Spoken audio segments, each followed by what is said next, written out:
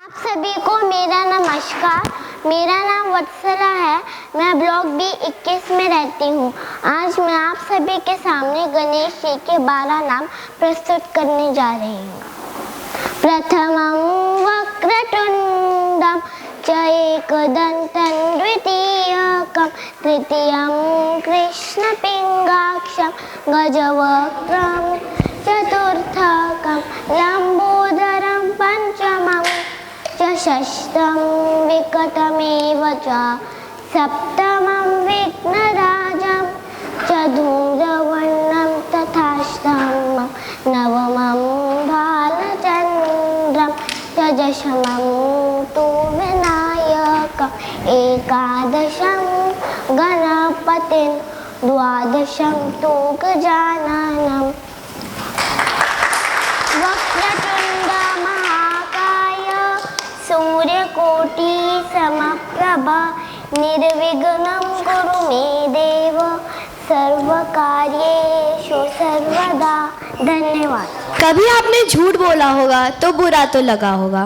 कहते हैं झूठ बोलना पाप है, उससे दिल दुखता है, पर कभी कभी सच बोलकर हम जाने अनजाने में किसी का दिल दुखा देते हैं, तो डर तो सच बोलने में भी लगता है। तो क्या करना चाहिए? सत्य कैसा है इसकी कोई कल्पना नहीं हो सकती, अनुभव से पूर्व इसकी कोई धारणा नहीं हो सकती। सत्य अपरिभाष्य है, अपरिवाचनीय है। सत्य, मीत, प्रीत और हित, ये सब होना चाहिए सच में। मैं आरंभिका खरे। मैं वेदांत गुप्ता।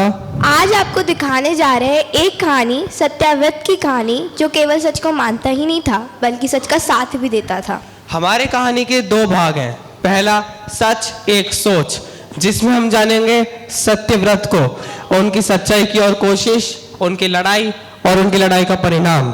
और प्रस्तुति का दूसरा भाग उनको समर्पित है जिनके बिना हमारी जिंदगी संभव ही नहीं है।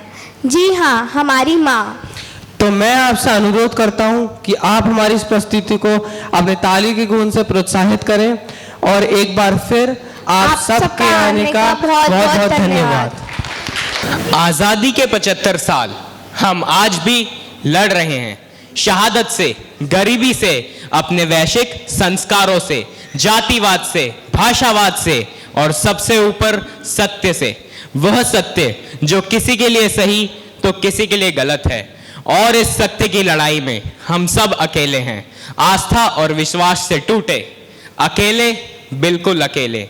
मैं भी अकेला हूं, तुम भी अकेले हो। इस फरेबी दुनिया में है एक सत्यव्रत सा इंसान, सोचा नहीं आज से गलत करूंगा कोई काम। अरे भाई साहब, ओ भाई साहब, नमस्कार। अखंड कीर्तन के लिए चंदा चाहिए। अखंड कीर्तन किस लिए? पाप का विनाश और आत्मा की शांति के लिए। परम पूजनीय हरिभैरव जी आए हैं। आप मुझे बताइए, ये पाप क्या है? अरे भाई साहब, मैं क्या जानूं ये पाप क्या है। मैं तो छोटा सा सेवक हूँ जिसे चंदा इकट्ठा करने का काम मिला है। वैसे आप क्या काम करते हैं? जी, मैं साइकिल के पंचर लगाता हूँ। और आप उसमें कितना कमा लेते हैं? यही कोई दिन के 100 रुपए। और आपको चंदा इकट्ठा करने से क्या मिलता है? ये तो पुण्य का काम है, इससे पैसा थोड़ी ना लूंगा। ऐसे काम मतलब तो मैं हमेशा जुड़ा रहता हूँ। मतलब आपको चंदा इकट्ठा करने का कुछ नहीं मिलता है? धर्म के काम में पैसा तो पाप होता है।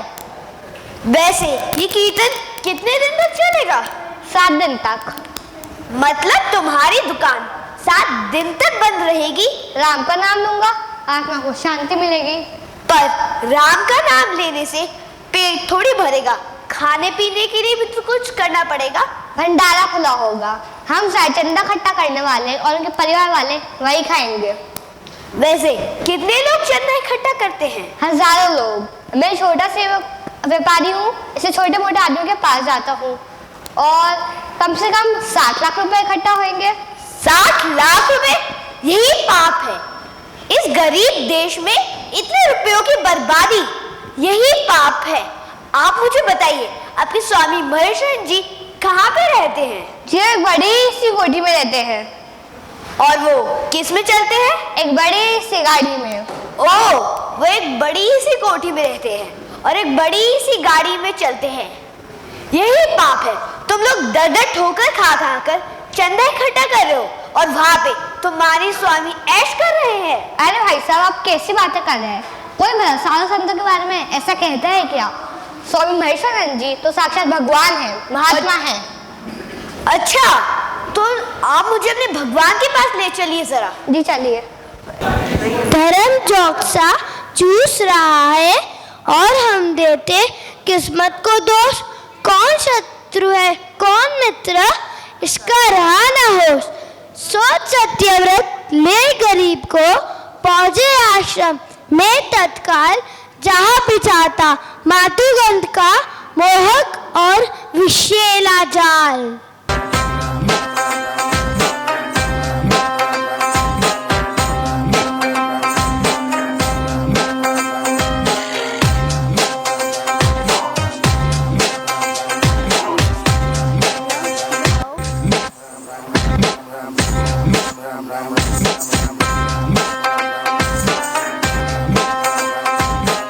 छोटे पंडित, आने दो उन्हें।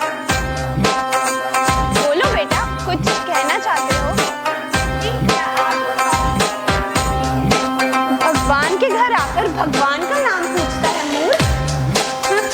है, आओ हमें ज्वाइन कर लो और जी। अपने सारे दुख दर्द हमें दे दो। जी, मैं आप ही के कर्मों से परेशान हूँ। मन को शांत रखना सीखो पुत्र। मन शांत नहीं तो सब मिथ्या है। इस जमाने में मन शांत रखना ही मिथ्या है। जमाना नहीं बदलता, आदमी बदलता है। मन को शांत रखना सीखो, जमाना भी बदल जाएगा। जब तक आपके जैसा व्यक्ति इस संसार में है, जमाना कैसे बदलेगा, मन शांत कैसे रहेगा? बेटा तू बहुत परेशान है। जी, क्या आप शांति के नाम पर 60 लाख रुपए खर्च करेंगे? ओ, तो तेरा मन धन को लेकर चिंतित है। जी, धन को लेकर नहीं, उसके दुरुपयोग को लेकर चिंतित है। जितने का आप अन्न और घी जला देते हैं, उतने में विद्यालय और अस्पताल भी तो खुल सकते हैं। तू धर्म के काम को दुरुपयोग समझता है? तू बीमार है। बात क्या है? जी, ये धर्म का नहीं अधर्म का काम है। शंका करना पाप है, पाप। ये पाप की नहीं, स्वार्थ की परिभाषा है। धर्म स्वार्थी हो गया है। धर्म पर आस्था। जो धर्म शंका की अनुमति न दे, वो धर्म कहाँ है? अब आदमी को विवेक शून्य बेजुबान बनाकर अपने घड़े सांचों में डालना चाहते हैं। अब धर्म के नाम पर तानाशाही नहीं चलेगी। दूसरों के खून पसीने की कमाई पर ऐश करना असली पाप है। मैं समझ गया, तू शुभ कार्य में विघ्न डालने आया है। जी, मैं इसी का विरोध करने आया हूँ। सुन मेरी बात, यहाँ हंगामा मत करना। मेरे भक्त यहाँ तेरी एक नहीं चलने देंगे। जी, मैं जानता हूँ आपके पास तर्क नहीं ताकत है। आखिर आप अंधे जो हैं। अंधा तू है जिसकी दृष्टि भौतिक है। ऐसी दृष्टि ही अशांत करती है। इस देश में इतनी समस्या है, गरीबी, अशिक्षा, हिंसा, सबका इलाज आपके पास है। पर क्या आपकी आध्यात्मिकता अफीम है? मूर्ख, इसमें तेरा दोष नहीं, शिक्षा का दोष है। पश्चिमी शिक्षा यही सिखाती है। जी, आप तो चाहेंगी कि लोकतंत्र समाप्त हो जाए, कोई शंका ना हो, आप तानाशाह हो और जनता आध्यात्मिकता की अफीम खिलाकर सुला दी जाए। बेटा तू चला जा यहाँ से। तुझ में आस्था नहीं, तू लाइलाज है। लेकिन ये लाइलाज नहीं है। इनकी पोल काफी खुल चुकी है और भी खुलेगी, लेकिन थोड़ी देर लगेगी क्योंकि ये दूसरों के। तू धर्म का शत्रु है। सिक्योरिटी निकालो इसको बाहर। मैं एक्सपर्ट हूँ, मैं निकालूंगा। और उठाओ धर्म पे स्वर उठाओ। कुछ साल बीत गए पर कुछ नहीं बदला। सत्यव्रत की शादी हो गई और उसकी एक बच्ची भी है। सब कुछ ठीक ही चल रहा था, बस उसको एक चीज बहुत खटकती थी, वो है झूठ। एक दिन तो उसका सब्र का बांध ही फूट गया। दोगे क्या? तो चलिए आप लोग खुद ही देख लीजिए। बस अब बहुत हो गया। अब मैं सिर्फ सत्य का साथ दूंगा, चाहे कुछ भी हो जाए।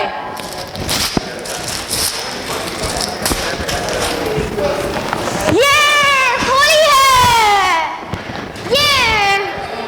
अरे ये क्या कर रही हो? दिखाई नहीं दे रहा, मैं सफाई कर रही हूँ। ये सब क्या है? बस बहुत हो गया।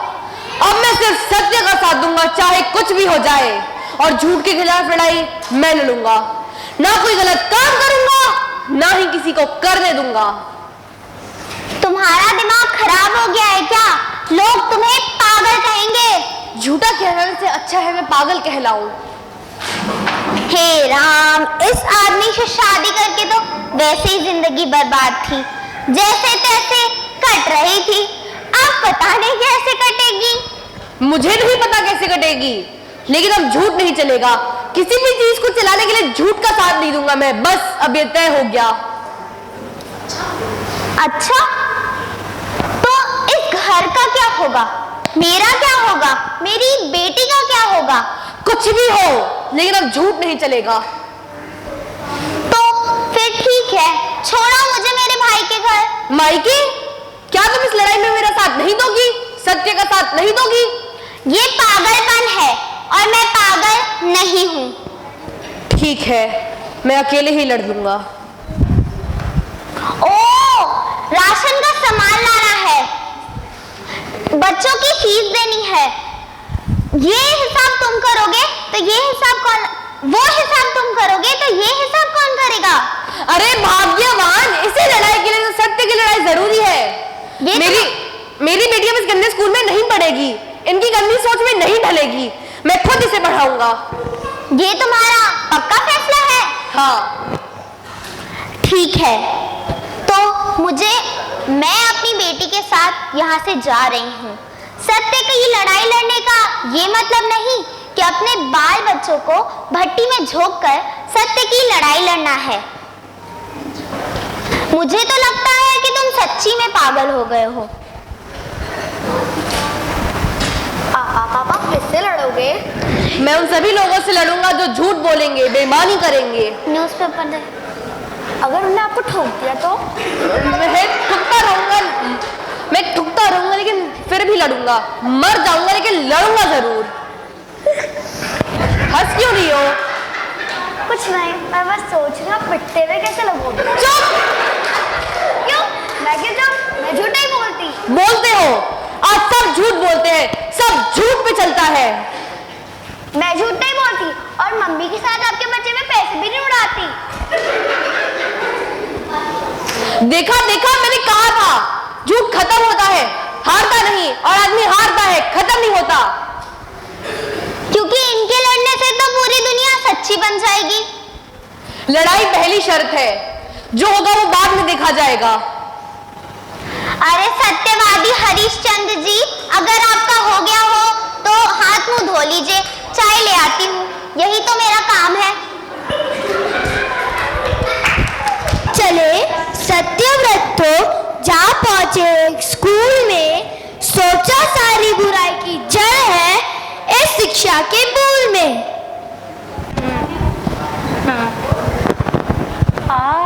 सच्ची में? नहीं बिल्कुल।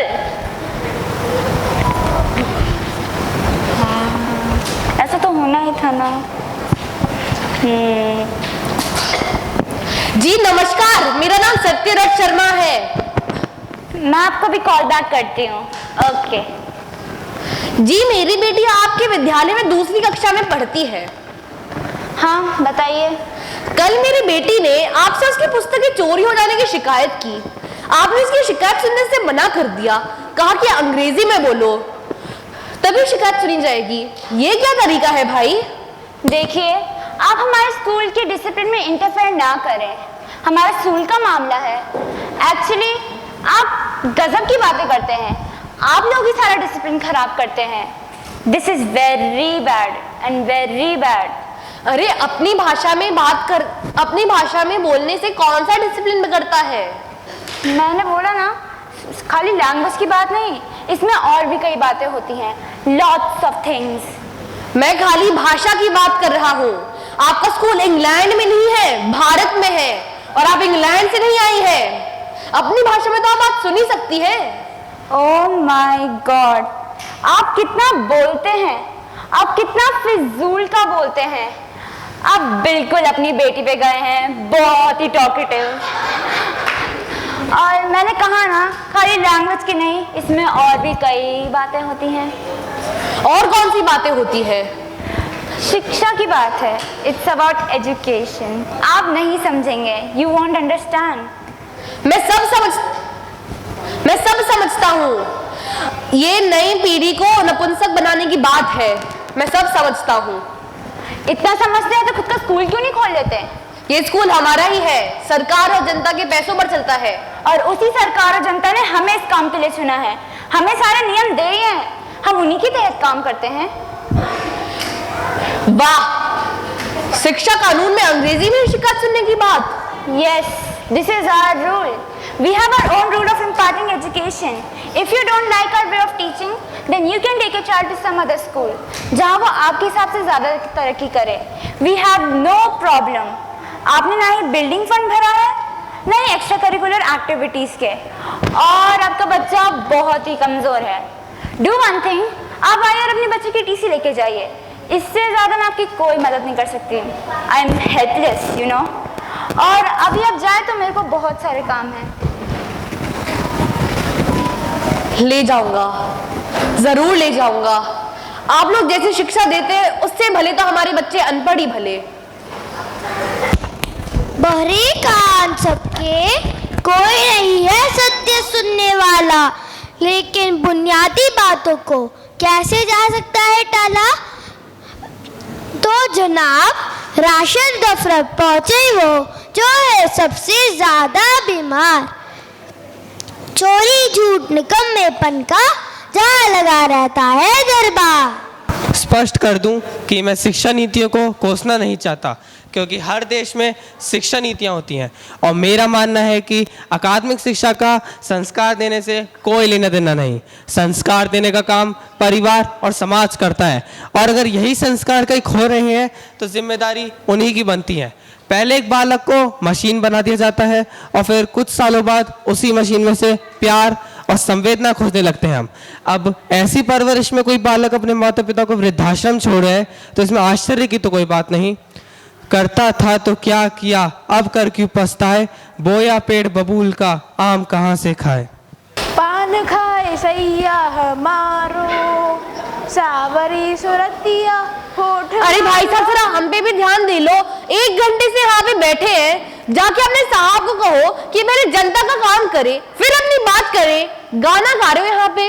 अरे भाई साहब जरा कायदे से बात कीजिए, समझे? कायदा सिर्फ मेरे लिए, आपके लिए और दूसरों के लिए नहीं। अरे मीटिंग हो रही है अंदर। तुम्हारे साहब तो जैसे काम कर रहे हैं और मेरे पास कोई काम ही नहीं है। अरे बड़े साहब है, बड़े साहब मीटिंग कर रहे हैं अंदर। उसे मीटिंग नहीं बेटा, चीटिंग कहते हैं। ऐसा है जैसे उल्टी सीधी बातें मत कीजिए, ये सरकारी दफ्तर है, कोई हंसी खेल नहीं। तुम लोगों ने तो इसे हंसी का खेल ही बना रखा है, जनता को परेशान करके रखा है। तुम चुप करते हुए नहीं, ये जनता वालों को अच्छी तरह जानता हूँ मैं। अच्छा क्या जानते हो तुम बस वो जानते हो जो तुम्हें बताया गया है। तुम चुप करते हुए नहीं, मैं सब जानता हूँ। अच्छा क्या जानते हो तुम, क्या जानते हो तुम? अरे अरे क्या हो रहा है यहाँ पर? क्यों इतना हल्ला मचा रखा है? कौन है आदमी? क्यों इतना शोर मचा रहे हो? सर पता नहीं, सुबह से हंगामा खड़ा कर रखा है। मैंने हंगामा खड़ा कर रखा है? अगर मैं यहाँ पे आया हूँ तो मुझे आपके साहब से कुछ बात ही करनी होगी। ये बोलिए क्या कहना चाहते हैं आप? जी पिछले 1 महीने से यहाँ पे मेरा राशन कार्ड पड़ा हुआ है, आपके दफ्तर वाले घूस मांग रहे हैं। घूस? आपने इससे बोलते हैं घूस मांग रहे हैं? और क्या वजह होगी राशन कार्ड ना देने की? ये कोई कारण रहा होगा तभी आपने राशन कार्ड नहीं दिया है। हमें कोई शौक नहीं है आपका राशन कार्ड अपने पास रखने का।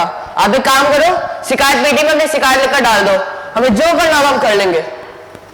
शिकायत पेटी नहीं, वो झूठ की तख्ती है जिसमें अगर मैं 100 बार भी शिकायत लिख के डाल दूं तो भी लोग उसमें कोई काम नहीं करते। अरे बाबू भैया आप एक काम करो, जिस शिकायत की चिट्ठी लिखो और डलवा दो, और फिर भी ना माने तो धक्के मार के बाहर निकाल देना।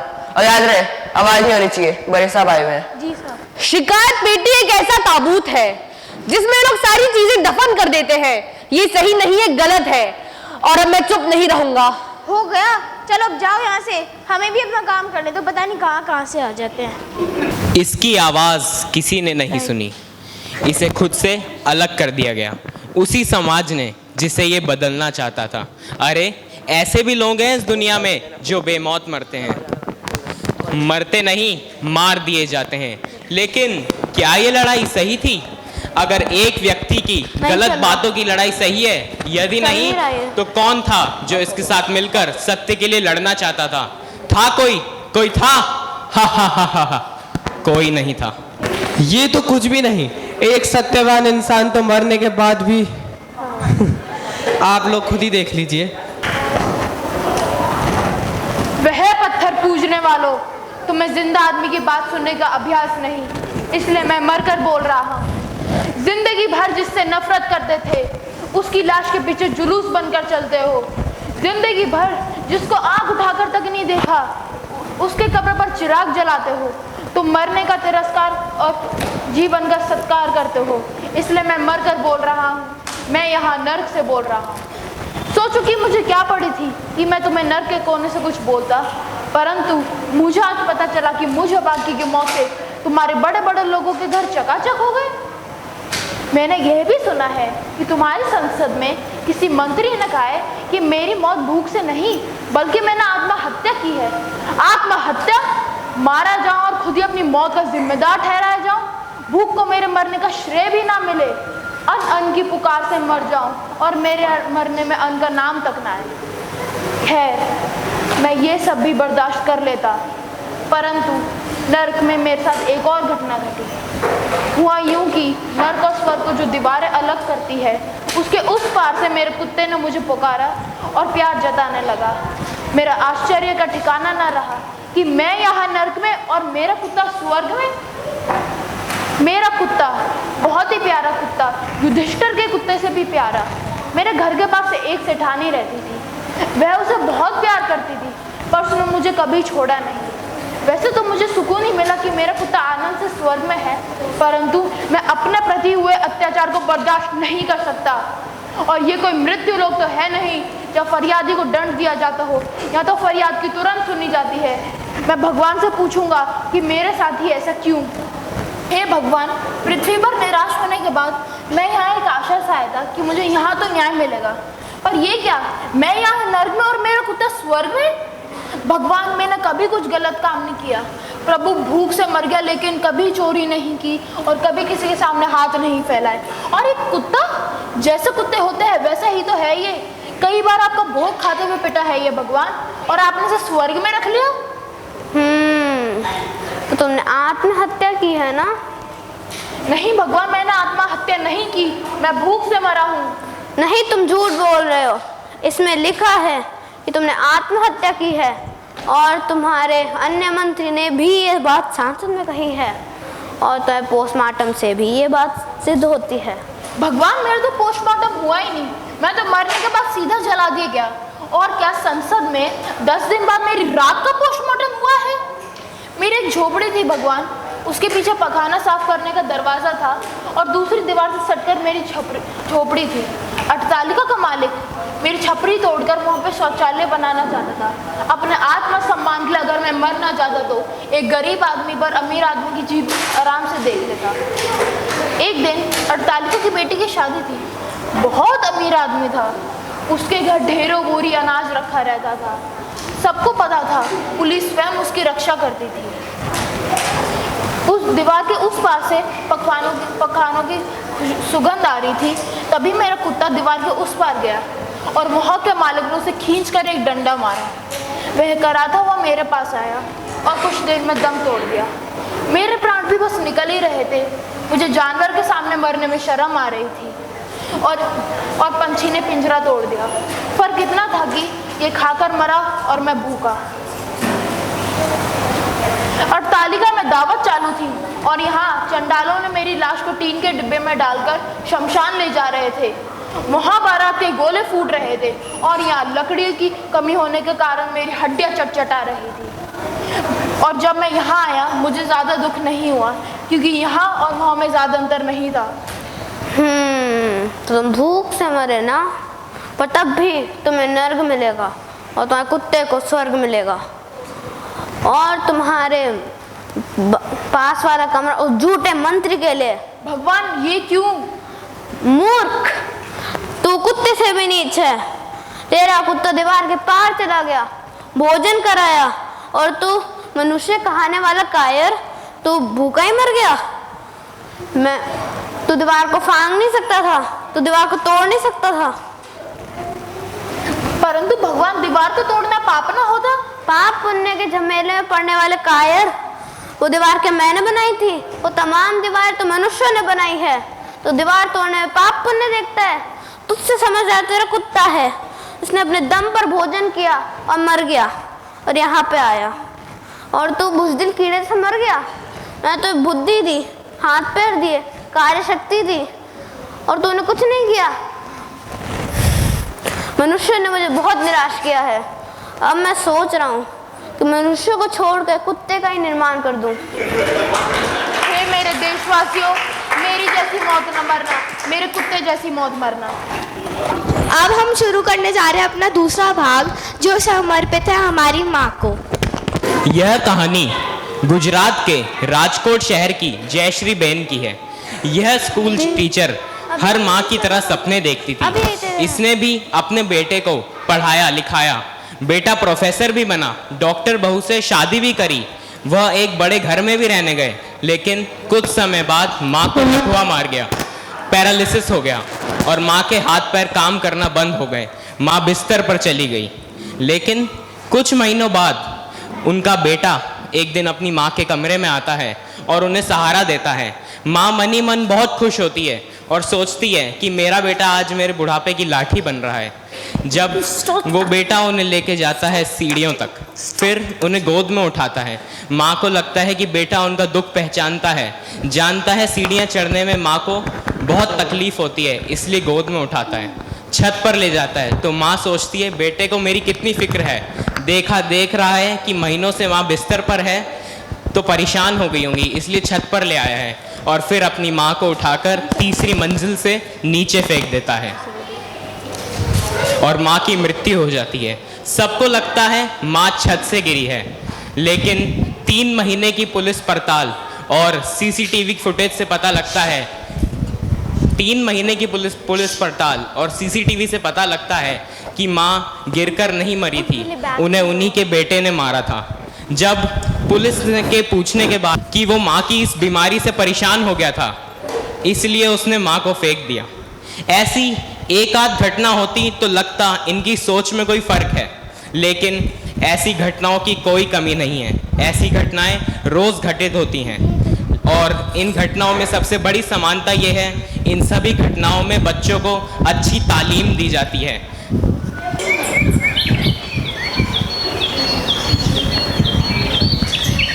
जी नमस्ते, मुझे शर्मा कहते हैं। जी नमस्ते, मुझे शारदा कहते हैं। मैं यहाँ बस 7 दिन के लिए आई हूँ। वो क्या है ना कि मेरा बेटा घर शिफ्ट कर रहा है, तो मेरा ध्यान रखने के लिए कोई नहीं है, इसलिए। देख लो ज़रा, मेरा बेटा ठीक से पहुँच तो गया।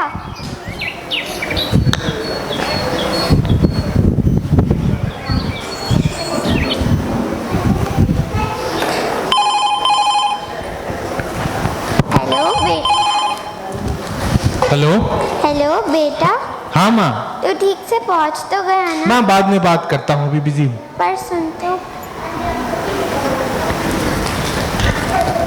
तो क्या कहा आपके होनहार बेटे ने? कुछ नहीं, बिजी हूँ कहकर फोन रख दिया।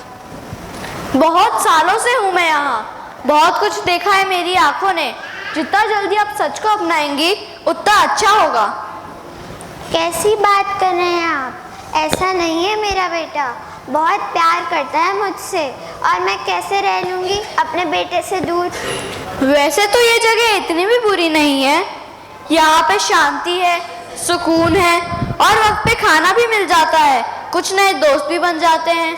मैं तो बस आपसे यही कहूँगा कि आप अपना ध्यान भजन कीर्तन में लगाएं, बस यही हमारा नसीब है।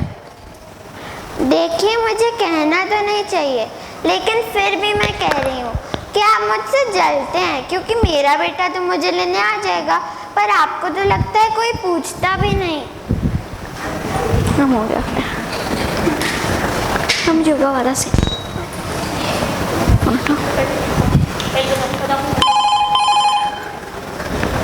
हेलो बेटा। हाँ माँ। बेटा तू ठीक माँ मैं है ना? ट्रैफिक में हूँ, बाद में बात करता हूँ।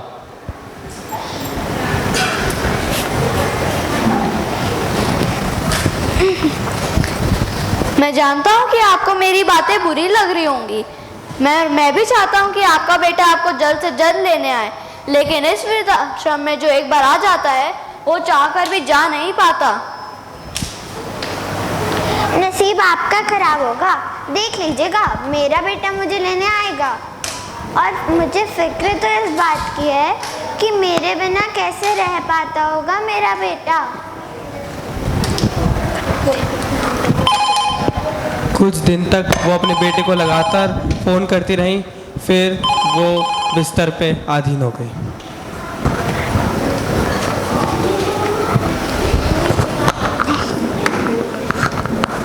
अरे गंगूबाई, क्या तुम शारदा जी का अच्छे से ख्याल नहीं रखती? कितने कितने दिन वो गंदगी में पड़ी रहती हैं। ए साहब, मेरे से अच्छा तो मच करने का नहीं क्या? मैं 800 रुपया लेती, अपना दिया हुआ सारा काम करती। ये गंदा उठाने का काम मेरे को परवड़ता नहीं, और वैसे भी ये काम मेरा नहीं उसकी औलाद का है। बचपन में उसकी माँ ने भी उसका सारा गंदा साफ किया होगा, तो उस औलाद का फर्ज बनता है कि वो भी अपनी माँ की साफ सफाई का ख्याल रखे। मैं 800 रुपया लेती और उसमें भी इस औरत को बखर देती जो उसकी औलाद नक्को देती। और हिसाब की बात तो ये है, जो उसकी औलाद सारी जायदाद लेके नक्को करती वो तो मुझसे 800 रुपया में करवाएगा। बड़ा शाणे रे तू, आया बड़ा गंगूबाई। शारदा जी, बहुत समय हो गया है, आपने मुझे कॉल करने को नहीं बोला। वो पहली नहीं थी, शारदा जी पहली नहीं थी। पता नहीं क्यों हमारे बच्चे हमें वृद्ध आश्रम में छोड़ जाते हैं तिल तिल मरने के लिए। जी नमस्कार, मेरा नाम रघुनंदन है। मैं यहाँ 7 दिन के लिए रहने आया हूँ, उसके बाद मुझे मेरा बेटा यहाँ से ले जाएगा।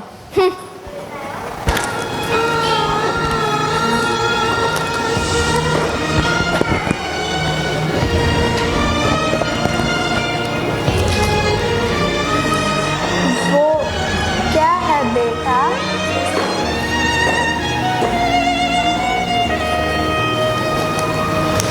वो क्या है बेटा? वो गिलहरी है माँ।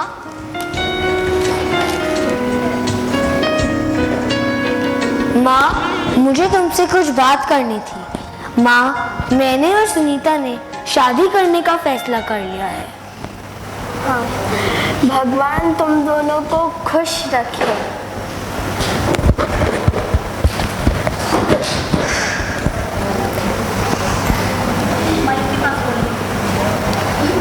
ये लो, ये सुनीता को दे देना। जी माँ। वो क्या है बेटा? वो गिलहरी है माँ। माँ, शादी के बाद मैं और सुनीता एक साथ रहेंगे। माँ, आप तो जानती हो ये शहर कितना महंगा है। मेरा और तुम्हारा गुजारा यहाँ मुश्किल से होता है, पर सुनीता का, इसलिए माँ हम चाहते हैं कि वो क्या है बेटा? वो गिलहरी है माँ। माँ देखो, तुम बुरा मत मानना, पर इसलिए हम शादी के बाद तुम्हारे साथ नहीं रह पाएंगे। वो क्या है बेटा? कितनी बार बताओ वो गिलहरी है। वो क्या? गिलहरी कितनी बार समझाऊं तुम्हें समझ क्यों नहीं आता? अब कहाँ जा रही हो तुम?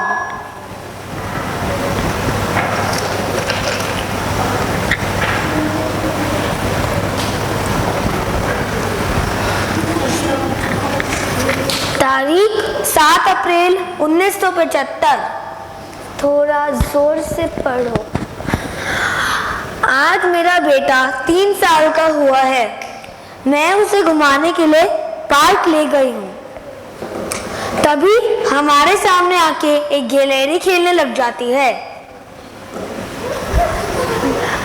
फिर मेरा बेटा मुझसे 21 बार पूछता है कि माँ वो क्या है, और मैं उसे 21 बार जवाब देती हूँ कि बेटा वो गिलहरी है। आज मुझे यह पता चला कि जिसको मैं सबसे ज़्यादा प्यार करती हूँ वो मेरा बेटा है। मुझे क्षमा कर दो माँ। ये सब देखकर तो मेरा भी मन कुछ माँ के लिए कहने को कर रहा है। माँ का दिल ममता का मंदिर है, मोहब्बत का खजाना है। माँ का दिल ये है, माँ का दिल वो है। अरे छोड़िए सब फिल्मी बातें। किसी ने देखा है माँ का दिल? मैंने तो नहीं देखा। हाँ, मगर मैंने उनके हाथ ज़रूर देखे हैं। वही हाथ जो मेरे लिए रोटियां बनाते कई बार तवे पर चले हैं, और वही हाथ जो मेरी उंगलियां थामे बरसों बरस चले हैं। मुझे पढ़ना लिखना सिखाते जिन पर पेंसिल की कालिक चढ़ जाती थी, और मेरे शर्ट के बटन ताकते जिनमें सुई गड़ जाती थी। वही हाथ जो मेरे सिरहाने सोते थे और मुझे एक थप्पड़ मार 10 बार रोते थे। देखो, तुम्हारा ज़रूरी नहीं है श्रवण कुमार होना, माँ के पैरों को आंसुओं से धोना, पर जिन माँ की हाथ की झुर्रियाँ तुम पर कर्ज है, उन्हीं माँ का ध्यान रखना तुम्हारा फर्ज है। हिसाब लगा के देख लो, हर रिश्ते में कुछ अधूरा आधा निकलेगा। एक माँ का प्यार ही है जो दूसरों से 9 महीने ज़्यादा निकलेगा। एक प्लेट में मिठाई के 2 टुकड़े, 3 जनों का परिवार। मुझे मीठा अच्छा नहीं लगता, माँ कहती थी हर बार। पूरा बचपन मैंने उसके झूठ पर यकीन किया। जैसे मुझे बाहर जाना अच्छा नहीं लगता, मुझे बाहर का खाना अच्छा नहीं लगता, मुझे सिनेमा देखना अच्छा नहीं लगता, कांच की चूड़ियाँ ही अच्छी लगती हैं, जेवरों का क्या करूँगी, संदूक भरी पड़ी है, साड़ी और लेके क्या करूँगी। वो उतना ही मुस्कुराती थी जितना उसका दिल दुखता था। दुनिया की सबसे बड़ी झूठी है वे, बट पूरा कायनात उसके सजने में झुकता था।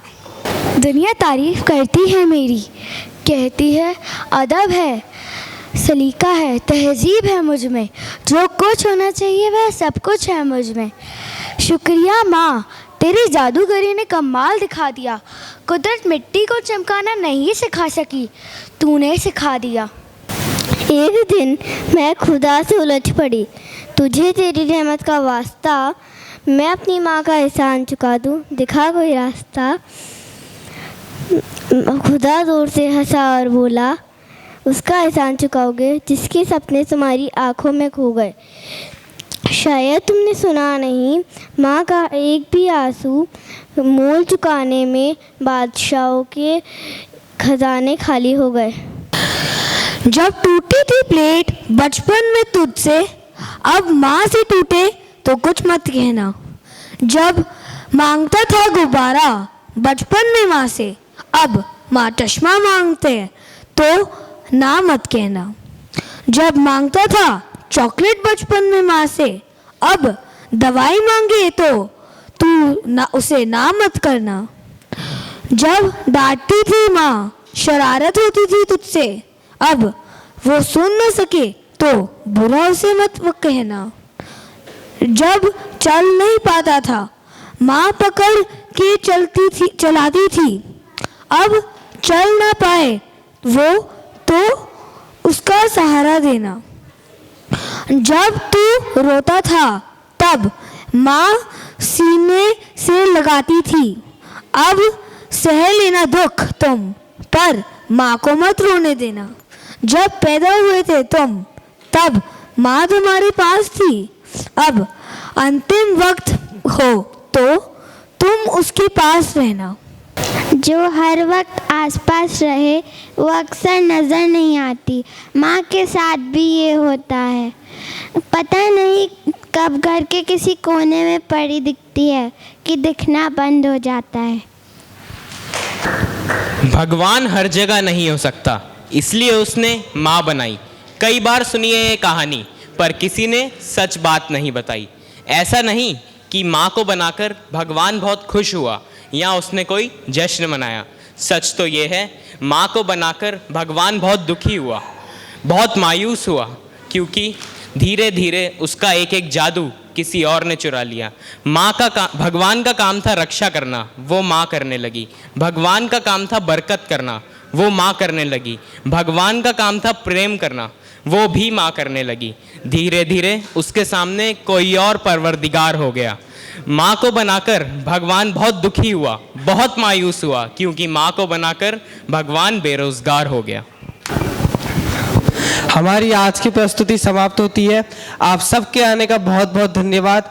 अगर हमसे कोई त्रुटि होती है तो प्लीज़ माफ़ कर दीजिए। आई होप इन बच्चों की मेहनत रंग लाई होगी और आपको ये बहुत पसंद आया होगा। जितने भी जो बच्चे ये जो यहाँ आप देख रहे हैं, जिन्होंने बहुत अच्छी अपनी अभिव्यक्ति जो दिखाई है, उसके पीछे सिर्फ वन मैन आर्मी शो है। उनका नाम आप में से किसी को पता है वो कौन है? तो मैं चाहूंगा कि आप सब मिलके और सब बच्चे मिलके उनके लिए जोरदार तालियां बजाएं, क्योंकि हमारे यहाँ इस जैसी शख्सियत अगर जो है वो हमारे बच्चों को कितना अच्छा प्रोग्रेसिव कर सकती है। तो मैं खुद रोमा जी से और वृंदा गार्डन की तरफ से बहुत बहुत तहे दिल से धन्यवाद देना चाहता हूँ कि ये हमारे लिए इतना आगे है कि हमारे बच्चे कॉन्फिडेंट है। आज स्कूल में कहीं भी जाके ये बच्चे इतना आगे प्रमोट करते हैं, टीचर्स का फोन आता है कि आपके बच्चे बहुत है। तो इसके पीछे सिर्फ एक रोमा जी है, जिनका रोमा जी का बहुत बड़ा हाथ है। मतलब हमें गर्व होना चाहिए कि हम जिस सोसाइटी में वहाँ इस तरह के लोग हैं और इतने अच्छे अच्छे प्रतिभावान हैं। तो मैं निश्चित रूप से कहता हूँ कि आने वाले कुछ समय में जब बच्चे बड़े होंगे तो नेतृत्व करने की क्षमता रखेंगे। Thank you so much Roma ji. अब रोमा जी ने एक हमसे वादा किया है कि बच्चों की परफॉर्मेंस तो चलती रहेगी, अब एक जबरदस्त शो होगा बड़ों का।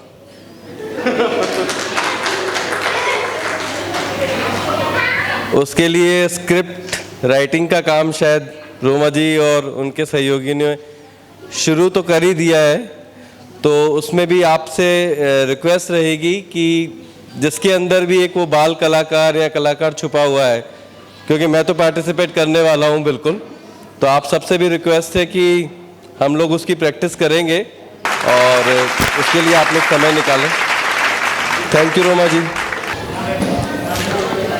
और इसमें जो सह कलाकार जिन्होंने साथ दिया, अविनाश जी हैं जिन्होंने पूरा कोऑर्डिनेट किया, सारा रोल सारा प्ले दिन रात करके कोऑर्डिनेट किया।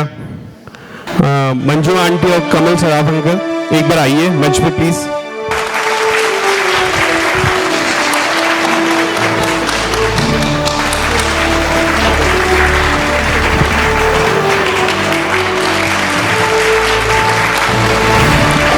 अनुभूति गौतम,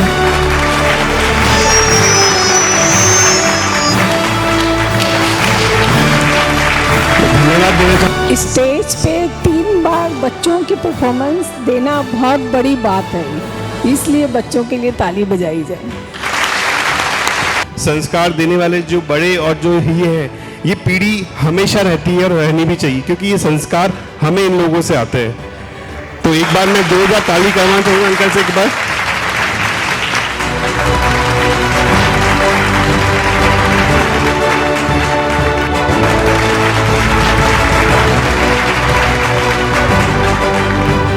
बच्चों का प्रोग्राम देख के कितनी खुशी होती है आप अंदाज़ा नहीं लगा सकते। हम अपने बचपन में पहुंच जाते हैं हम भी। और मेरे को बड़ी खुशकिस्मती है कि बेटियां मेरा ये प्रोग्राम करती है। अगर ईश्वर ने कभी हिम्मत दी तो मैं अभी प्रोग्राम करके दिखाऊंगा।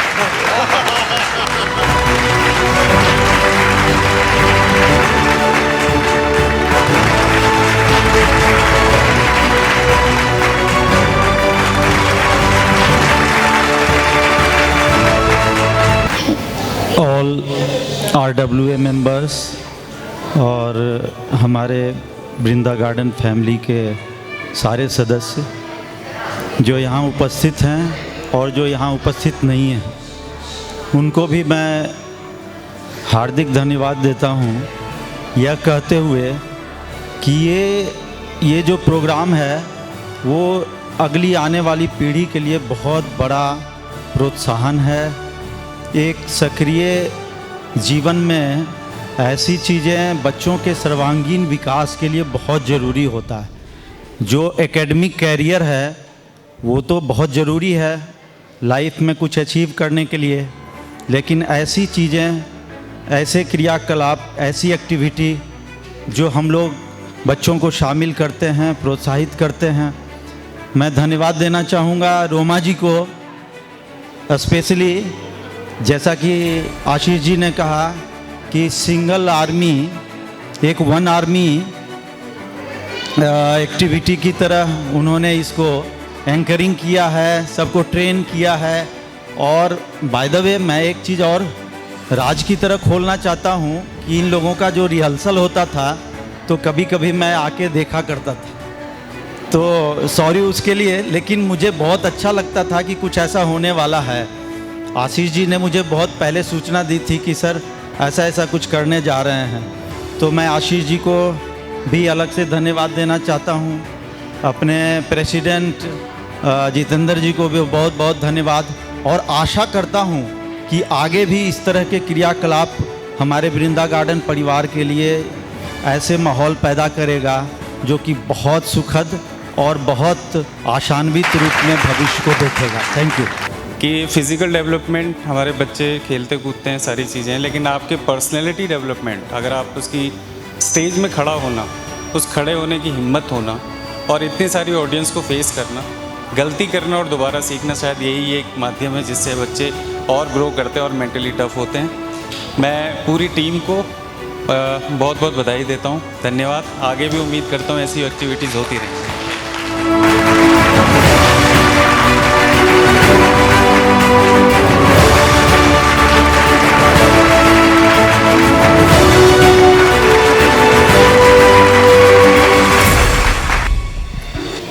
Thank you for this opportunity.